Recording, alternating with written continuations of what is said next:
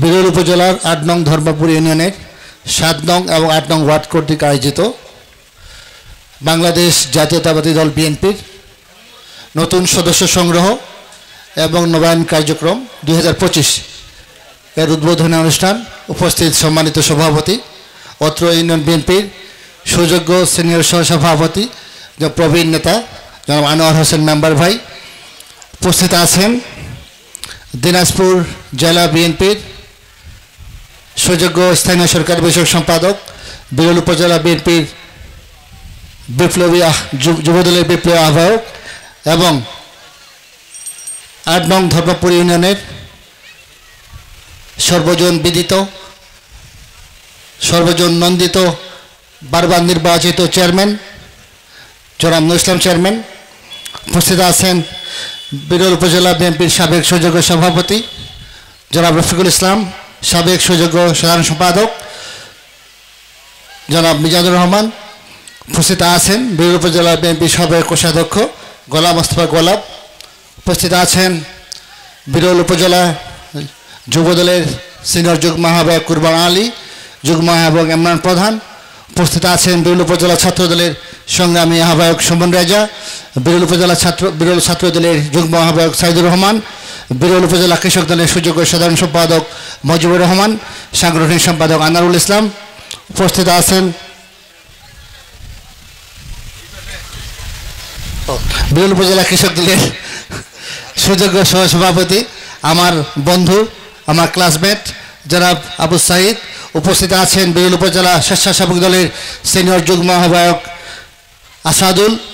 উপস্থিত আছেন বিরল উপজেলা কৃষক দলের সিনিয়র সহসভাপতি কাজল ভাই। উপস্থিত আছেন বিরল উপজেলা ছাত্রদল এবং বিরল উপজেলা কলেজ শাখার সাবেক সভাপতি জনাব মতিন ভাই। উপস্থিত আছেন অত্র ইউনিয়ন বিএনপির সুযোগ্য সাধারণ সম্পাদক আমাদের প্রাণপ্রিয় মানুষ একজন সজ্জন ব্যক্তিত্ব জনাব আব্দুল মজিদ ভাই। উপস্থিত আছেন অত্র ইউনিয়ন কৃষক দলের সভাপতি জনাব কামাল ভাই, সিনিয়র সহসভাপতি তালেব ভাই। উপস্থিত আছেন অত্র ইউনিয়ন ছাত্র দলের এককালীন সভাপতি এবং বর্তমান শিক্ষক নেতা ও একজন সজ্জন ব্যক্তিত্ব শিক্ষক মানুষ জনাব রফিকুল ইসলাম ভাই। উপস্থিত আছেন অত্র ইউনিয়ন স্বেচ্ছাসেবক দলের যুগ্ম আহ্বায়ক জাহিদ। উপস্থিত আছেন বিরল উপজেলা দিনাজপুর জেলা প্রচার দলের সাংগঠনিক সম্পাদক তালিম মাহমুদ, অত্র ইউনিয়ন ছাত্র দলের সভাপতি রাজু, সাধারণ সম্পাদক আমার ছোট ভাই তারেক আজিজ সহ উপস্থিত বিরল উপজেলা বিএনপি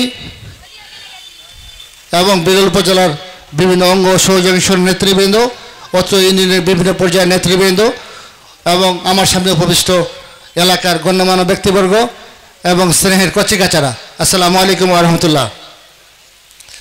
আমি যখনই ৮ নং ইউনিয়নে কোনো প্রোগ্রামে আসি আমি মনে করি যে আমার দ্বিতীয় সেকেন্ড হোমে আমি আসছি।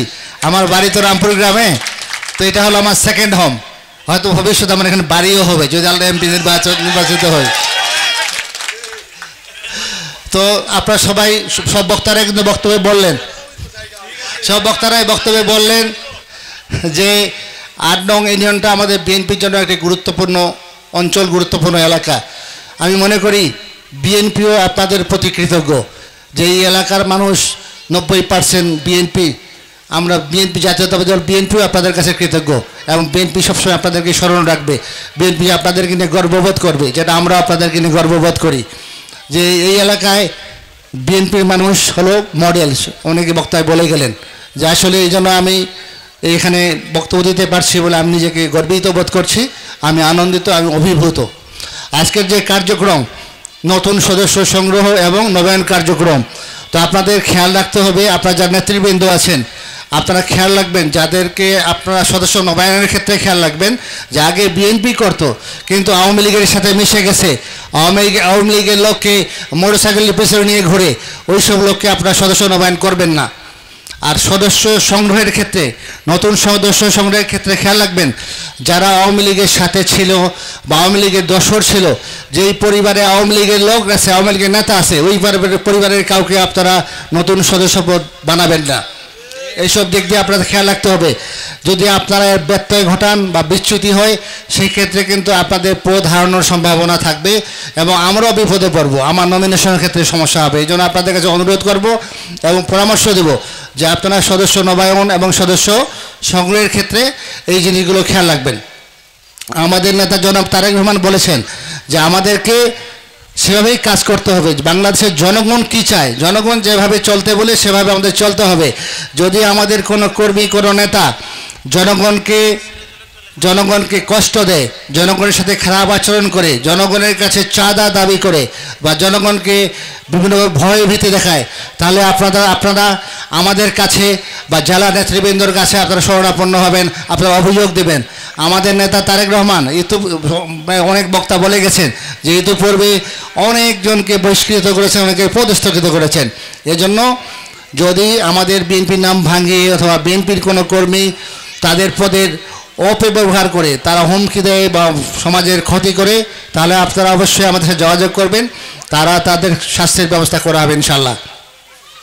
কারণ আমাদের সামনে ভোট, হয়তো ফেব্রুয়ারিতে নির্বাচন হবে, এজন্য আমাদের আচার আচরণে আমাদেরকে বিনয়ী হতে হবে, আমাদেরকে ভালোবাসা দিয়ে ভোটারদের ভালোবাসা অর্জন করতে হবে। আমরা কিন্তু ভয় দেখিয়ে ভালোবাসা অর্জন করার বা ভোট অর্জন করার দল করি না।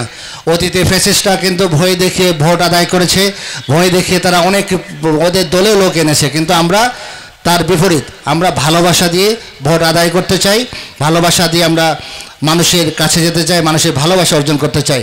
তো এই জন্য আমরা যারা বিএনপির কর্মী নেতা আছি, আমি আপনাদেরকে বলবো আপনারা আচার ব্যবহার, আপনাদের চালচলনে আপনারা সজাগ হবেন, আপনারা বিনয়ী হবেন এবং মানুষের কাছে যাবেন। প্রতিটি পরিবারের কাছে আমাদের যেতে হবে, আমাদের ধানের শীষের ভোট চাইতে হবে, কারণ ভোট বেশি দূরে নয়। আর আপনারা জানেন আমাদের নেতা জনাব তারেক রহমান বাংলাদেশ পুনর্গঠনের জন্য 31 দফা দিয়েছেন। সেই 31 দফার আলোকে এই ভঙ্গুর বাংলাদেশকে আমরা তরুণ সমাজ, যুবক সমাজ এবং আপনাদের সবাইকে নিয়ে আমরা সেই বাংলাদেশকে গর্ব বলে আমি আশাবাদ ব্যক্ত করছি। তো আমি আমার বক্তব্য দীর্ঘায়িত করছি না। আমি আপনাদের সবার সুস্বাস্থ্য, দীর্ঘায়ু, মঙ্গল কামনা করে এবং আমাদের নিকট মহান আল্লাহ তাআলার কাছ থেকে সবার জন্য দোয়া প্রার্থনা করে আমার সংক্ষিপ্ত বক্তব্য শেষ করছি। শহীদ রাষ্ট্রপতি জিয়াউর রহমান অমর হোক, দেশনেত্রী দেশমাতা বেগম খালেদা জিন্দাবাদ, আমার নেতা, আমাদের সবার নেতা জনাব তারেক রহমান জিন্দাবাদ, 8 নং ইউনিয়ন বিএনপি, আমার প্রাণপ্রিয় 8 নং ইউনিয়নের জনগণ এবং 8 নং ইউনিয়ন কৃষক দল জিন্দাবাদ। আসসালামু আলাইকুম রহমতুল্লাহ।